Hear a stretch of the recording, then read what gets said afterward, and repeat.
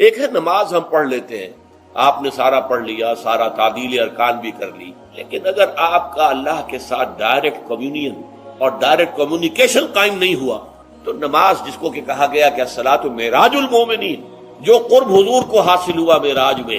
وہ ایک بندہ مومن دنیا میں رہتے ہوئے حاصل کر سکتا ہے نماز۔ اگر اس کی روح جو ہے واقعتاً ہم کا نام ہو رہی ہو، الحمدللہ رب العالمین الرحمن الرحیم مالک یوم الدین اہدنا الصراط المستقیم ایاک نعبد و اگر ہم واقعتاً ایسے کہہ رہے ہوں کہ ہمیں احساس ہو کہ ہم اللہ کے حضور میں حاضر ہیں اور عرض کر رہے ہیں، سجدہ کریں تو حدیث میں آتا ہے کہ ایسے محسوس ہو کہ گویا کہ میں نے اپنا سر اللہ کے قدموں میں رکھ دیا، یہ ہے نماز۔ اب جو گفتگو ہو رہی ہے یہ ہم کلامی ہے، الصلاۃ معراج المومنین، اہل ایمان کے حق میں یہ نماز جو ہے یہ معراج کے درجے، لیکن یہ نماز کیسے نصیب ہوگی اگر روح سوئی ہوئی ہے، دبی ہوئی ہے، پسی ہوئی ہے، مزمحل ہے یا مردہ ہے؟ یہ نماز کیسے حاصل ہو؟ چاہے آپ پانچوں وقت کی نماز پڑھ رہے ہو، چاہے آپ نے ہیبٹ بنا لیا ہو نماز کو، چاہے خوش بھی ہو گیا ہو، لیکن یہ کہ جب تک وہ روح بیدار نہ ہو، جب تک ہم کلامی نہ ہو، افلاق سے آتا ہے نالوں کا جواب آخر، اٹھتے ہیں حجاب آخر، کرتے ہیں خطاب آخر، جب تک یہ نہ ہو، جیسے کہ میں ایک حدیث قدسی انشاءاللہ آج سناؤں گا سورہ فاتحہ کے ضمن میں، کہ اللہ تعالیٰ کے سامنے جب کھڑا ہو کر انسان جب کہتا انی وجہت وجہی للذی فطر السماوات والارض حنیفا، دائیں بائیں سے بالکل اپنا تعلق کاٹ کر میں نے اپنا رخ کر لیا ہے اس اللہ کی طرف جس نے آسمانوں اور زمین کو پیدا کیا۔ اب یہ توجہ وجہ تو اگر یہ تو ہے چہرہ تو ہم نے کر دیا خانہ کعبہ کی طرف، اندر سے ہماری روح متوجہ نہیں ہوئی، وہ سوئی پڑی ہوئی، اسے پتہ ہی کچھ نہیں کہ کیا ہو رہا ہے، تو اس صورت میں وہ کیا ہے؟ ظاہری بات تو پوری ہو گئی، نماز کا ثواب ہو جائے گا، فرض کی ادائیگی کا ثواب مل جائے گا، لیکن وہ اصل نماز تو حاصل نہیں ہوئی۔ یہ ہے وہ بات کہ وَإِذَا سَأَلَكَ عِبَادِي عَنِّي فَإِنِّي قَرِيبٌ، اے نبی جب میرے بندوں کی روحیں بیدار ہو، توانا ہو جائیں، حیات تازہ سے وہ ہم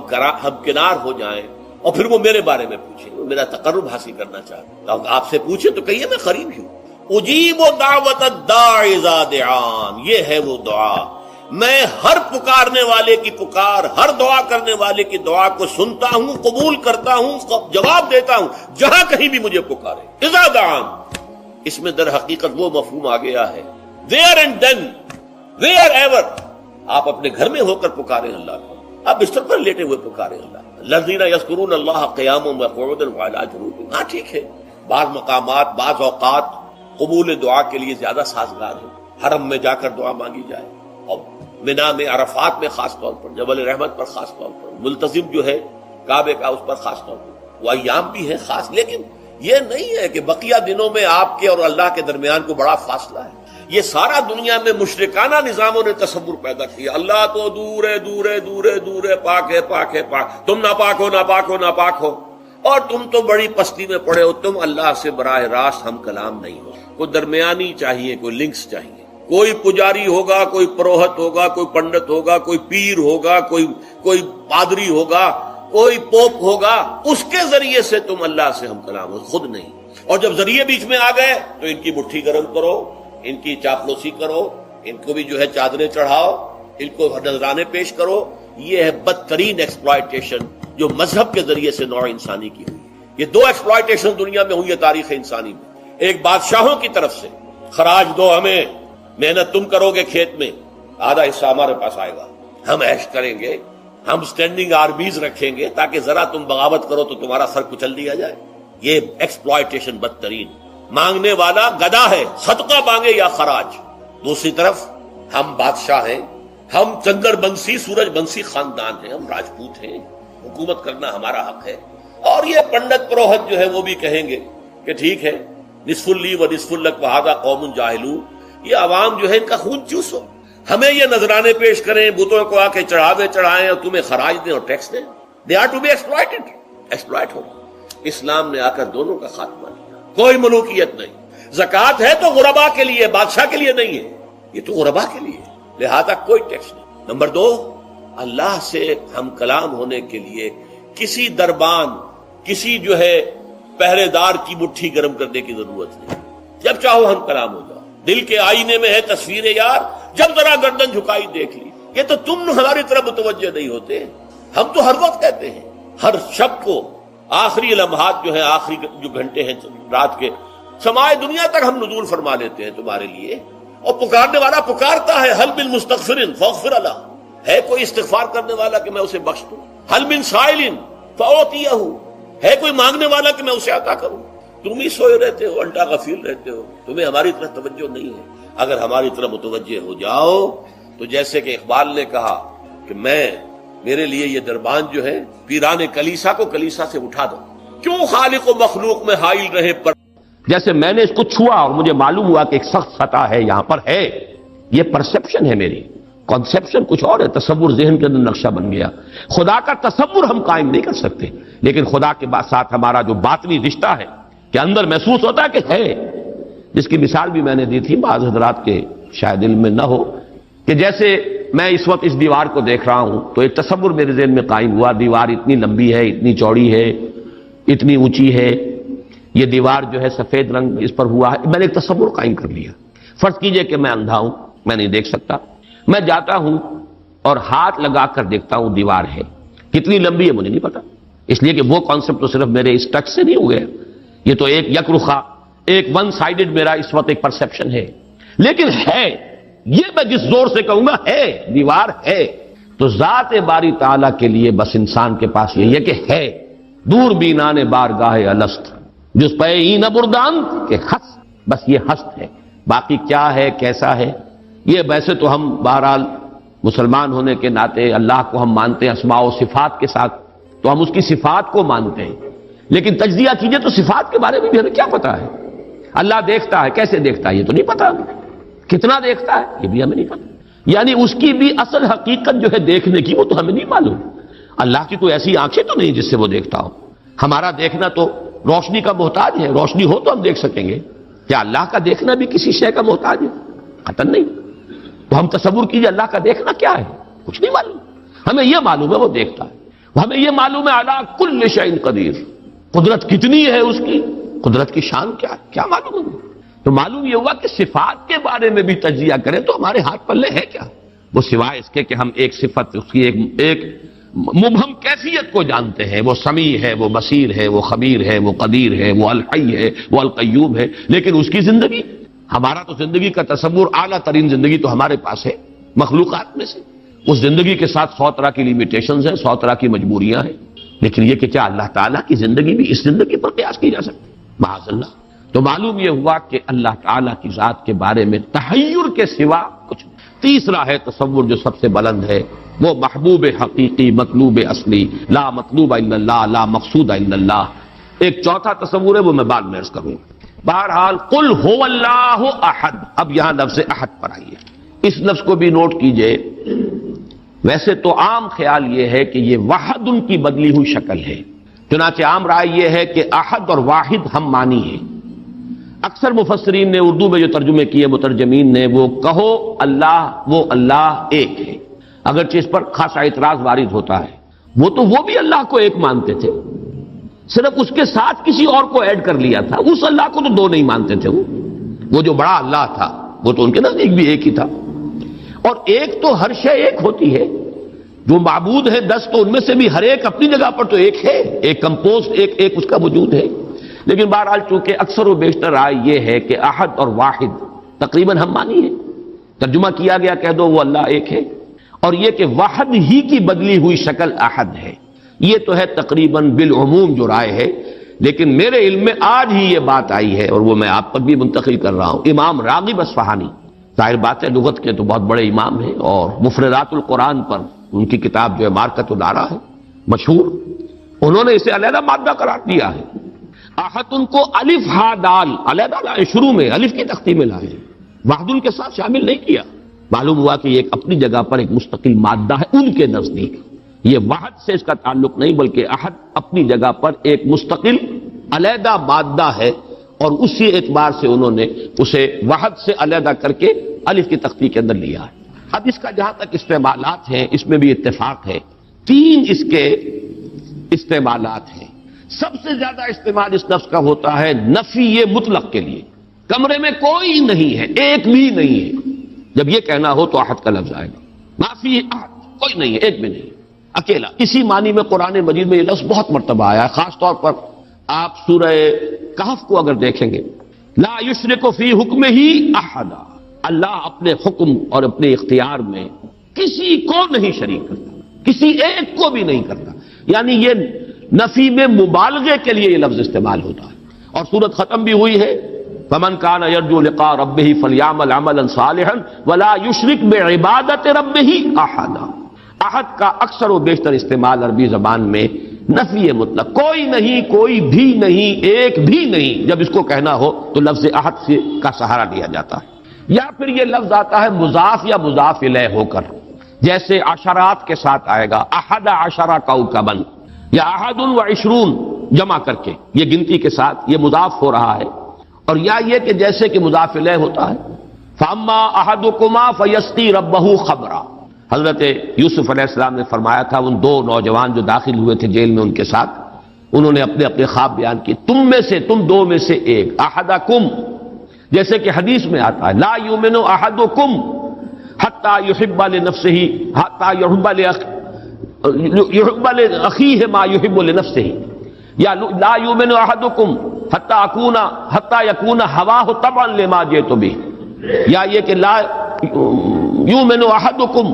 حتی اکون احب الیہ من والدہ وولدہ والناس اجمعین. اب یہ تین احادیث آ گئی زبان پر. تو احدکم یہ گویا کہ مضاف ہو کر آ رہا ہے. اس طریقے سے یہ لفظ مضاف ہو کر یا مضاف الیہ ہو کر استعمال ہوتا ہے. صرف قرآن مجید میں یہ لفظ ذات باری تعالیٰ کے لیے علیحدہ سے مستقل ایک صفت کے طور پر آیا ہے، قل هو اللہ احد. یہ ایک خاص بات ہے، اس کو نوٹ کر لیجئے کہ یہ لفظ کا یہ استعمال اس اعتبار سے، صفت کے اعتبار سے کسی اور کے لیے غیر اللہ کے لیے ہے ہی نہیں. قل هو اللہ احد، یہ یہاں پر آ رہا ہے ایک مستقل صفت علیحدہ، لیکن یہ صرف اللہ کے ساتھ. اب یہاں میں عرض کروں گا کہ میں اس کا ترجمہ جو میں نے آپ کو گنوائے ہیں مولانا فراہی نے کیا ہے بے ہما. قل هو اللہ احد اللہ الصمد، کہہ دو اللہ بے ہما ہے، اللہ باہما ہے. اصلاحی صاحب ان کے شاگرد ہیں، انہوں نے ترجمہ کر دیا ہے بے ہما کا ترجمہ کہہ دو اللہ سب سے الگ ہے اور اللہ سب کے ساتھ ہے. صمد اللہ سب کے ساتھ ہے، باہما اور احد بے ہما اللہ سب سے الگ ہے. عام طور پر اردو مترجمین، شیخ الہند کو بھی میں نے دیکھا، مولانا اشرف علی تھانوی رحمہم اللہ دونوں کو دیکھا، کہہ دو اللہ ایک ہے. لیکن یہ کہ بہرحال میرا مزاج، میرا ذوق اس ترجمے کو قبول نہیں کرتا. واحد اور ہے، احد اور ہے. یہ شان ہی علیحدہ ہے، اس لفظ کو واحد کے بالکل برابر کر دینا کم سے کم میرا ذوق اسے قبول نہیں کرتا. ویسے قرآن میں وہ لفظ بھی آیا اللہ کے لیے، الواحد القہار، للہ الواحد القہار، واحد ہے، الواحد ہے. لیکن احد یہ شے ہی اور ہے. بہت قریب گئے ہیں مولانا مودودی، وہ لفظ لائے ہیں کہہ دو اللہ یکتا. یکتا کا لفظ میرے نزدیک بہت قریب کی تعبیر ہے، لیکن میں اس کو ایک خاص، میرا چونکہ اپنی ایک رائے ہے اس کے اعتبار سے اس کا میں ترجمہ کر رہا ہوں. کہہ دو اللہ اکیلا ہے. اکیلا وہ ہے جس کے ساتھ کوئی نہیں. اکیلا کس اعتبار سے؟ یہ ہے اصل میں وہ نقطہ. اللہ ایک تو اس اعتبار سے اکیلا ہے کہ وہ صرف ایک اکیلا واحد معبود ہے اور کوئی معبود اس کے ساتھ نہیں. سورہ کافرون کے ساتھ جب آپ جوڑیں گے تو یہ تصور نمایاں ہو کر سامنے آئے گا. میرا اللہ وہ اللہ ہے جو اکیلا ہے، اس کے ساتھ کوئی اور الہ نہیں ہے. لا الہ الا اللہ، اللہ کے سوا کوئی معبود نہیں. یہ در حقیقت مفہوم بنا قل هو اللہ احد. بات وہی ہے جو لا الہ الا اللہ میں کہی گئی ہے، لیکن یہ کہ یہاں پہ اسلوب بدل گیا. قل هو اللہ احد، وہ اکیلا ہے، کوئی اس کے ساتھ نہیں. لیکن اسی کا ایک انتہائی بلند مقام ہے. مقام وہ خطرناک ہے، عام لوگوں کی ذہن سے ذرا بلند تر، اسی لیے عوام اس کے بارے میں مغالطوں میں مبتلا ہوتے ہیں. اور آج کل کا ہمارا ایک بہت بڑا طبقہ چونکہ زیر اثر ہے کچھ ایسے مفکرین کے کہ جن کا ذوق وہ نہیں تھا جو اس سطح کا ہو جو میں ابھی عرض کر رہا ہوں، لہذا وہ اسے شرک سے بھی تعبیر کر بیٹھتے ہیں. اور وہ ہے توحید وجودی. وہ اکیلا ہے، اکیلا ایمانی کہ وجود حقیقی صرف اس کا. یہ توحید وجودی جس کو میں تفصیل سے بیان کر چکا ہوں سورہ حدید میں، هو الاول والآخر والظاہر والباطن، وہی پہلا، وہی آخر، وہی ظاہر، وہی باطن، وہی وہ، اور کوئی ہے ہی نہیں. جو نظر آ رہے ہیں حقیقت میں نہیں ہے. کل ما فی الکون وہم او خیال او عکوس فی المرایا او ظلال. کل جو کچھ نظر آتا ہے موجودات میں یہ وہم ہے یا خیال ہے، یا جیسے شیشے میں عکس نظر آتا ہے، آپ ادھر کھڑے ہیں ادھر بھی نظر آ رہے ہیں، وہاں تو کوئی نہیں ہے، ادھر ہی ادھر ہے جو ہے، وہ جو کوئی نہیں ہے وہاں نظر تو آ رہا ہے۔ اور قصر فی المرایا و ظلال، یا سایہ ہے، درخت کی شاخ اوپر ہے، سایہ نیچے پڑ رہا ہے، سایہ کا کوئی وجود نہیں لیکن نظر تو آ رہا ہے، جس کو کہ حضرت مجدد الفسانی نے فرمایا کہ یہ اصل خدا بندی است کہ معدوم را موجود می نمائند، یہ معدوم ہے کائنات، حقیقت میں موجود نہیں ہے لیکن اس کو اللہ تعالیٰ نے موجود کر کے دکھا دیا ہے، نظر آ رہا ہے۔ یا جیسے وہ آتشی دائرے کی مثال میں نے دی ہے بارہا، یہ حضرت مجدد کی دی ہوئی مثال ہے کہ اگر آپ ایک قندیل لے لیں، لکڑی ہے ایک لمبی، اس کے ایک سرے کے اوپر آپ نے کپڑا باندھا، تیل ڈال دیا، مٹی کا آگ لگا دی، یہ شعلہ جوالا ہے، اب اس لکڑی کو تیزی کے ساتھ دائرے میں حرکت دیجئے، دیکھنے والوں کو آتشی دائرہ نظر آئے گا، جبکہ آتشی دائرے کا کوئی وجود نہیں، وجود آپ کو معلوم ہے صرف اس ایک نقطے کا ہے، وہ ایک شعلہ جوالا ہے حقیقی۔ یہ دائرہ جو نظر آ رہا ہے، نظر آ رہا ہے، ہر چند کہے کہ ہے، نہیں ہے، اس کا وجود کوئی نہیں، نظر تو آ رہا۔ تو اپیئرنس اینڈ ریئلٹی، یہ بڑی مارکت الآرا کتاب ہے فلسفے کی، یہ در حقیقت جو کچھ نظر آ رہا ہے یہ ایک سراب ہے، حقیقت یہ نہیں ہے، حقیقی وجود صرف اللہ۔ اس کو میں یعنی وجود کے اعتبار سے توحید وجودی، یعنی میں نے جو ابھی گنوایا تھا، لا معبود الا اللہ، لا مطلوب الا اللہ، لا مقصود الا اللہ، لا محبوب الا اللہ، لا موجود الا اللہ، یہ وہ توحید وجودی ہے۔ شاہ ولی اللہ دہلوی رحمۃ اللہ علیہ فرماتے ہیں کہ یہ ہے توحید کی بلند ترین منزل، اور یہاں آ کر وحدت الوجود اور وحدت الشہود ایک ہو جاتے ہیں، ان میں کوئی فرق نہیں، تعبیر کا فرق۔ کیونکہ میری یہ رائے ہے، لیکن یہ فلسفے کا مسئلہ ہے، میں اس کو بیان نہیں کرنا چاہتا۔ قرآن مجید میں یہ مسئلہ یا سورہ حدید کی اس آیت میں آیا ہے، قرآن سے باہر سے بات نہیں کر رہا ہوں، لیکن یہ کہ ہر شخص کے ذوق کی چیز نہیں ہے، ہر شخص کا یہ نہ مزاج ہے، نہ ذوق ہے، نہ اس میں استعداد ہے، نہ صلاحیت ہے کہ ان مسائل پر غور کریں۔ تو میں یہ نہیں چاہتا کہ لازماً آپ میری اس رائے سے اتفاق کریں، لیکن یہ میں ضرور چاہتا ہوں کہ اگر سوء ظن ہے آپ کے دل میں کہ جو لوگ اس بات کو مانتے ہیں وہ مشرک ہو گئے، اس کو ذہن سے نکال دیجئے، اس لیے کہ پھر ناوک نے تیرے سید نہ چھوڑا زمانے میں، شاہ ولی اللہ بھی مشرک ہوں گے، حضرت مجدد بھی مشرک ہوں گے، باقی یہ رومی وومی یہ تو ہے، ان کی تو خیر حیثیت ہی کیا ہے بیچاروں کی، وہ تو سب کے سب مہا مشرک شمار ہو جائیں گے، کوئی نہیں بچے گا پھر جو بھی ہمارے اکابر ہیں۔ ہاں محمد ابن عبد الوہاب بچ جائیں گے، ابن تیمیہ بچ جائیں گے رحمہم اللہ، باقی یہ کہ ان کے سوا بچنے والا اور کوئی نہیں ہے۔ تو یہ توحید وجودی یا وحدت الوجود یا وحدت الشہود میرے نزدیک قل هو اللہ احد، کہہ دو وہ اللہ ہے اکیلا تنہا۔ مجھے وہ بار بار جب میں سوچ رہا تھا قیس جنگل میں اکیلا ہے مجھے جانے دو، ہو گزرے گی جو مل بیٹھیں گے دیوانے دو، اللہ اکیلا ہے۔ اور واقعہ یہ ہے، یہ تصور جو ہے اگرچہ بہت بلند ہے، لیکن کبھی اگر اس کے کہیں کناروں تک بھی رسائی ہو جائے انسان کی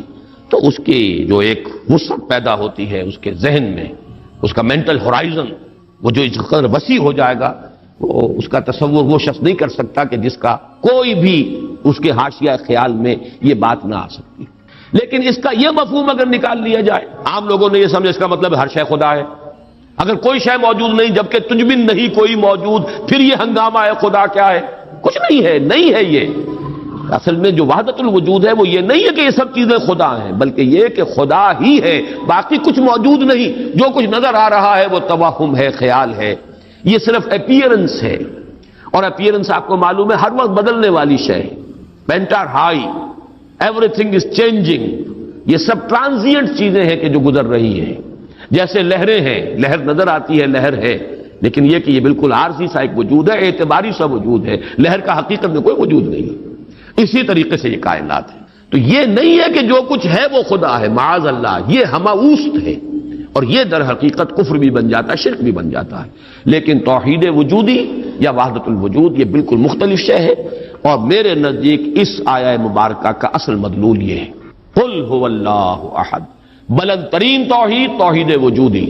لا معبود الا اللہ سے لے کر لا موجود الا اللہ، اس لیے کہ احد کا لفظ واحد نہیں ہے، اکیل یکتا، لیکن اس سے بھی آگے بڑھ کر جو ترجمہ میں کر رہا ہوں وہ یہ ہے کہ کہہ دو اللہ اکیلا ہے، کوئی اس کے ساتھ نہیں، جیسے کہ غالباً حضرت بایزید بستامی کے بارے میں آتا ہے کہ ان کی محفل تھی تو ان کا کوئی مرید جو تھا اس نے ایک عجیب کیفیت ہوتی ہے انسان کی، اس کیفیت میں ایک جملہ کہا، وہ بھی زمانہ کیسا ہوگا جبکہ اللہ ہی تھا اور کچھ نہ تھا۔ اب ایک تصور ہے، اب تو کائنات ہے، یہ ہے، آسمان ہے، زمین ہے، ستارے ہیں، سیارے ہیں، سب کچھ ہے، وہ بھی زمانہ ہوگا جبکہ اللہ ہی تھا اور کچھ نہ تھا۔ تو وہ بایزید بستانی ہے جو دوسرے بزرگ کوئی ہو سکتے ہیں اگر مجھے نام کا اس وقت مغالطہ ہو رہا ہو، انہوں نے اسی کیف کے عالم میں جواب دیا، الان کما کان، میرے عزیز اب بھی ایسا ہی ہے، اللہ ہی ہے اور کچھ نہیں ہے، جیسے پہلے تھا جس کا تم تصور کر رہے ہو اب بھی حقیقت میں وہی۔ اس کو میں ذرا اور آسان کر دوں تاکہ جو نسبتاً یعنی سادہ مزاج حضرات ہیں ان کی سمجھ میں بھی یہ بات آ جائے، کسی مغالطے میں مبتلا نہ ہو۔ دیکھیے جب ہم کہتے ہیں لا محبوب الا اللہ، کیا معنی ہے اس کے؟ یہ معنی تو نہیں ہے کہ اولاد سے محبت نہ کرو، یہ تو دین کی تعلیم نہیں ہے۔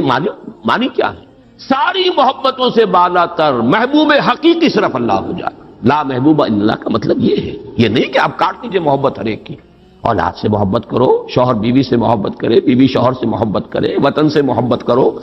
بلکہ اتنی خوشخبریاں ہیں، وجبت محبتی للمتحابین فیہ، میری محبت واجب ہو گئی ان کے لیے جو میرے لیے ایک دوسرے سے محبت کرے۔ تو ایک مسلمان سے محبت کرتا ہے، ایک مومن سے محبت کرتا ہے، ایک مجاہد دوسرے مجاہد سے محبت کرتا ہے، یہ محبت تو مطلوب ہے۔ لا محبوب الا اللہ کا مطلب یہ نہیں ہے کہ ساری محبتوں کی نفی ہو گئی۔ اسی طرح جب ہم کہتے ہیں لا موجود الا اللہ، اس کا مطلب یہ نہیں کہ تمام موجودات کی نفی ہو گئی، بلکہ یہ کہ وجود حقیقی صرف اللہ کا ہے۔ یہ اعتباری وجود ہے جن کی کوئی حقیقت نہیں ہے، یہ دائمی وجود، مستقل وجود، وہ وجود جو از خود ہے، با خود ہے، خود بخود ہے، جسے کسی نے وجود نہیں عطا کیا، جس کا وجود ایسا نہیں ہے کہ کبھی شروع ہوا اور کبھی ختم ہو جائے، وہ وجود حقیقی صرف اللہ کا۔ اب اس میں تو کوئی اشکال نہیں رہے گا، اس معنی میں اگر کہا جائے لا موجود الا اللہ تو ہر شخص کہے گا۔ اس کی ایک اور مثال میں آپ کو دے دوں، دعا استخارہ میں حضور فرماتے ہیں فَإِنَّكَ تَعْلَمُ وَلَا أَعْلَمُ وَتَقْدِرُ وَلَا أَقْدِرُ،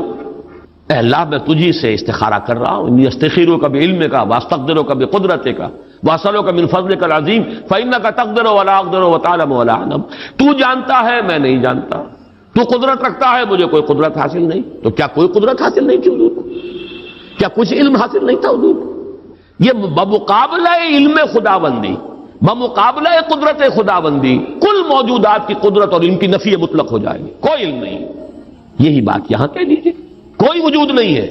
وجود حقیقی صرف اللہ۔ بہرحال یہ تمام تصورات ان کی تعبیرات ہیں، تعبیرات میں ذرا سخت سے سختر مقامات بھی آ جاتے ہیں، مشکل سے مشکل تر مقامات بھی آ جاتے ہیں، میں اس کی تفصیل میں اس وقت نہیں جا رہا، لیکن میرے نزدیک اس سورہ مبارکہ کی پہلی آیت اس عظیم ترین سطح پر توحید کو بیان کر رہی ہے، اور یہ جیسا کہ میں نے عرض کیا تھا جب تک یہ بات سامنے نہ آئے،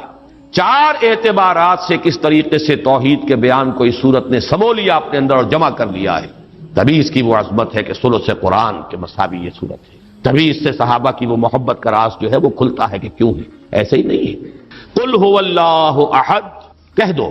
وہ اللہ ہے، میرا معبود جسے میں پوچھتا ہوں وہ اللہ ہے، لیکن وہ اللہ نہیں جسے تم پکار رہے، وہ اللہ جو اکیلا ہے، تنہا ہے۔ اللہ الصمد، جیسا کہ میں عرض کر چکا ہوں صمد کا لفظ قرآن مجید میں ایک ہی مرتبہ آیا، اور اس کے مفہوم کو بھی دو معنی سے بیان کیا گیا ہے۔ ایک تو چونکہ ایک مرفوع روایت بھی امام رازی لے کر آئے ہیں، روی عن ابن عباس رضی اللہ تعالی عنہما، کہ حضور سے پوچھا گیا اللہ کا صمد ہونا کیا معنی ہے اس کے، تو آپ نے فرمایا هو السید الذی یصمد الیہ فی الحوائج،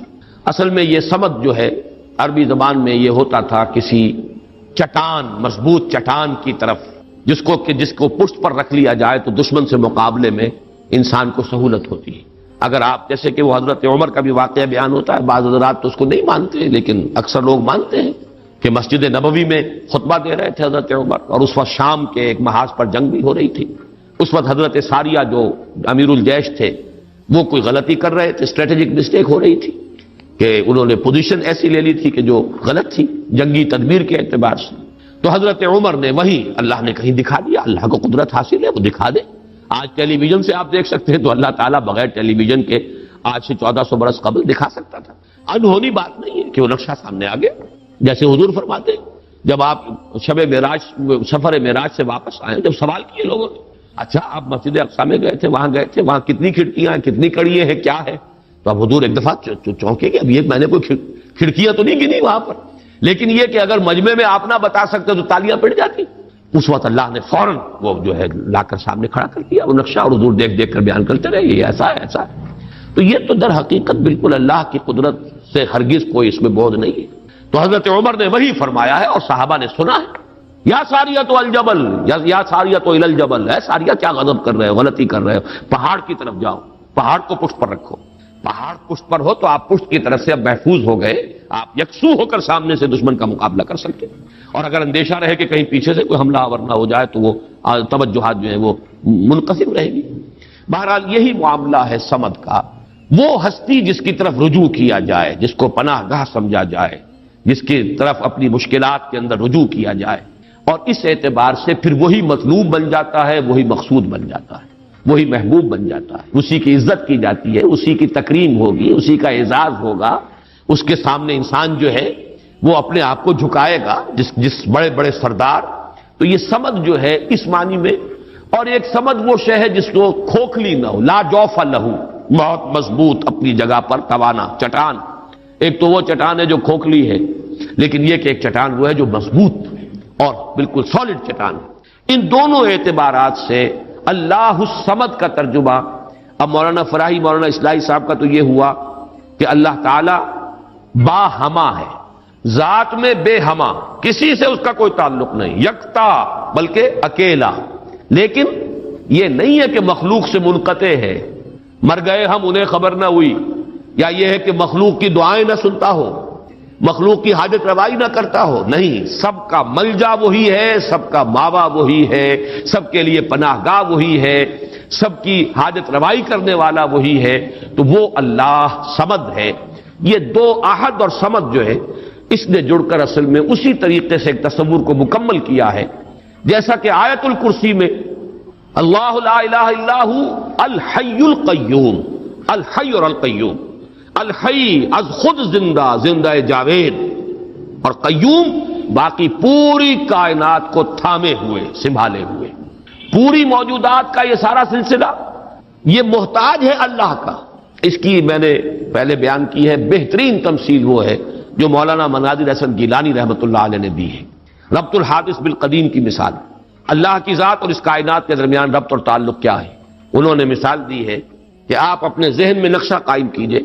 تاج محل کا نقشہ، جس نے تاج محل دیکھا ہو، چلیے آپ نے مینار پاکستان دیکھا، مینار پاکستان کا تصور کیجئے، ذہن میں نقشہ قائم کیجئے۔ یہ ذہن میں جو نقشہ قائم ہوا ہے، آپ اس کے اوپر بھی ہیں، باہر بھی ہیں، اندر بھی ہیں، پیچھے بھی ہیں، نیچے بھی ہیں، آپ ہی آپ ہیں، وہ تو اس کا وجود ہی کوئی نہیں، لیکن ہے ذہن کے اندر ایک تصور قائم ہے اس وقت، اور یہ تصور اسی وقت تک قائم رہے گا جب تک کہ آپ کے ذہن کا ارتکاز ہے، توجہ اس پر ہے، توجہ ہٹی نہیں کہ اس کا کوئی وجود ہے ہی نہیں، وجود ختم۔ بالکل یہی معاملہ اس کائنات کا، یہ سارا سلسلہ اس کا قیوم اللہ ہے، تھامے ہوئے، اسی کی توجہ، اسی کی عنایت، اسی کی ربوبیت، اسی کی خبرگیری، اسی کی تدبیر، یہ سب اس کو تھامے ہوئے۔ تو اپنی ذات میں الحی، کائنات کے لیے القیوم، اسی طرح اپنی ذات میں الاحد، اکیلا، تنہا، بے ہما، اور پوری کائنات اور جملہ موجودات کے لیے الصمد، اسی کی طرف رجوع، اسی کی طرف توجہ، وہی مطلوب، وہی مقصود، وہی محبوب، وہی حاجت روا، وہی مشکل کشا۔ اس اعتبار سے اس میں توحید عملی، اسی سے مانگو، اسی سے پناہ طلب کرو، اسی کی طرف توجہ کرو، انی وجہت وجہی للذی فطر السماوات والارض، اسی سے لو لگاؤ، اسی سے حاجت روائی کے لیے سوال کرو، اسی کے سامنے مشکلات پیش کرو، یہ تو جو ہے پھر اسی کی عبادت کرو، اسی کی اطاعت کرو، اسی کی بندگی کرو، اسی کی توقیر کرو، اسی کی تعظیم کرو۔ یہ تمام چیزیں کہ جو عمل میں آ جائیں گی وہ توحید وجودی، یہ توحید عملی۔ قل هو اللہ احد اللہ الصمد۔ تیسری آیت میں ہے توحید ذاتی،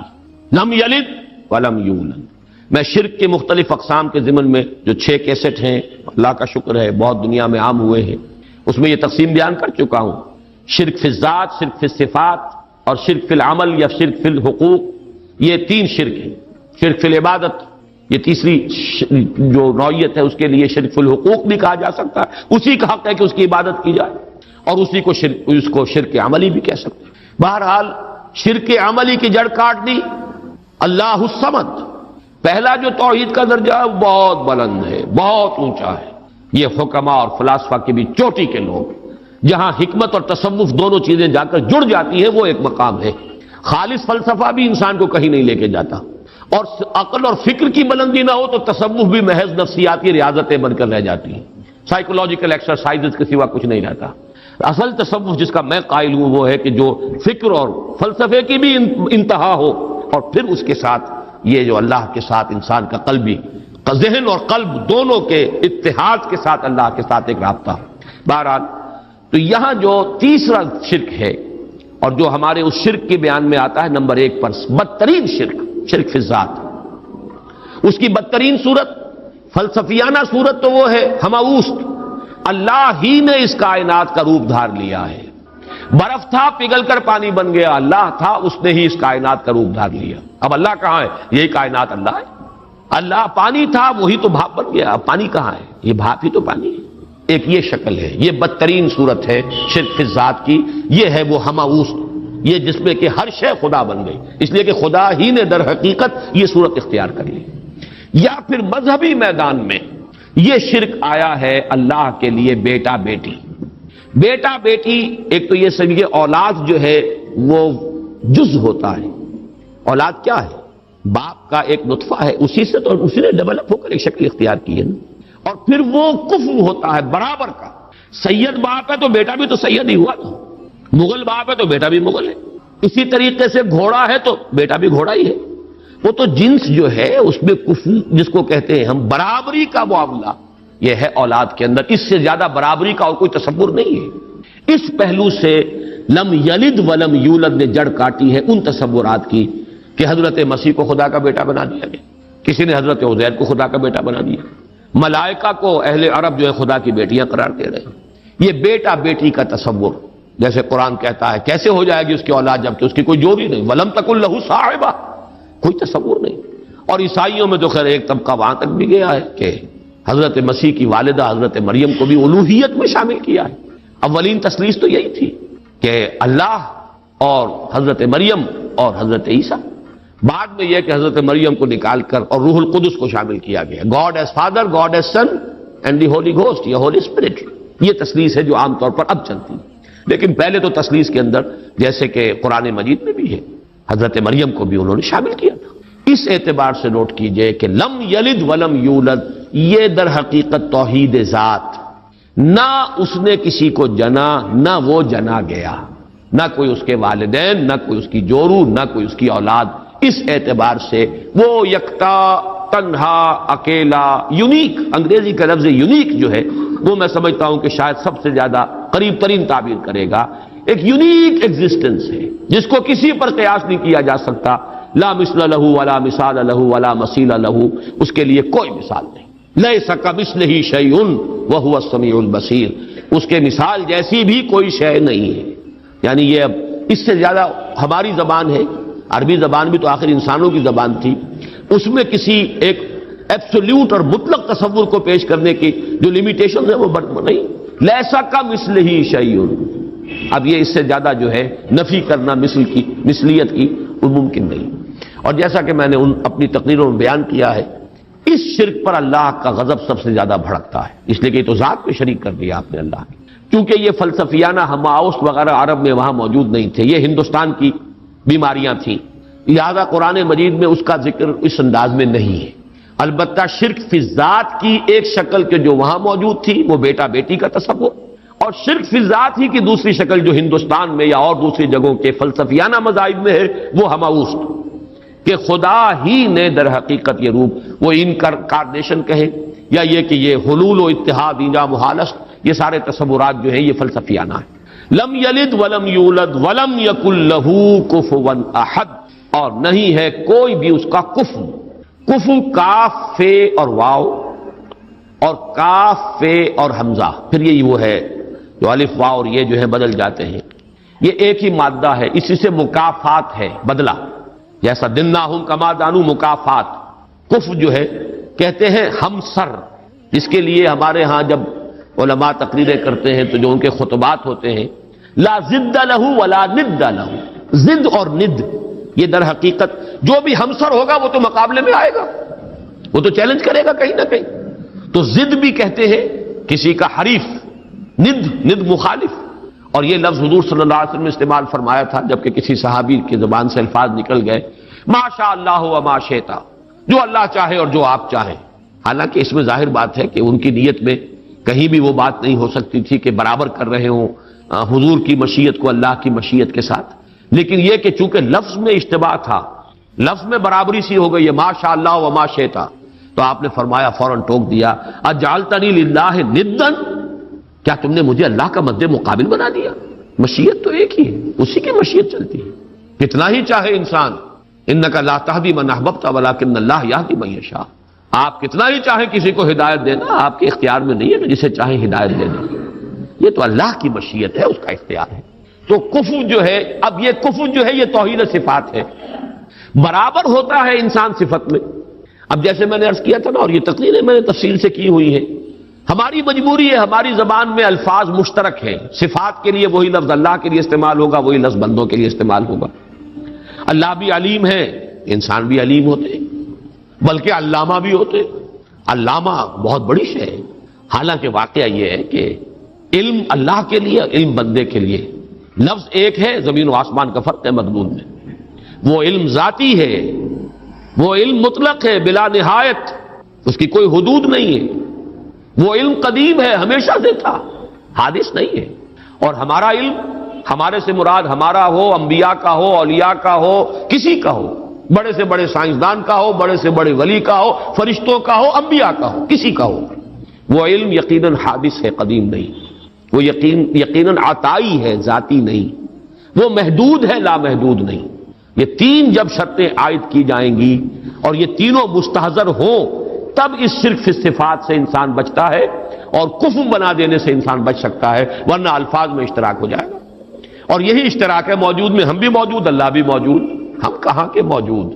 اس کا وجود ذاتی، اس کا وجود حقیقی، اس کا وجود مطلق، اس کا وجود قدیم، اس کا وجود قائم و دائم، ہمیشہ ہمیشہ رہنے والا. وہ کوئی عطائی وجود نہیں ہے کہ کسی اور نے وجود دیا ہو. ہمارا وجود مستعار، دیا ہوا، عطا کردہ. لائی حیات آئے، قضا لے چلی چلے، اپنی خوشی سے آئے نہ اپنی خوشی چلے. ہمارا وجود محدود، ہمارا وجود عطائی، ہمارا وجود حادث. نہیں تھے، ہو گئے ہیں، پھر وقت آئے گا نہیں رہیں گے. تو وجود کا لفظ مشترک ہے، اللہ بھی موجود اور ہم بھی موجود. وہ وجود مطلق، اور یہ جو ہے ممکن الوجود، یہ ممکنات ہے، یہ اعتباری وجود ہے، اس کے سوا کچھ نہیں. تو کسی بھی اعتبار سے اللہ کے ہم سر، ہم پلہ، ضد اور ند کسی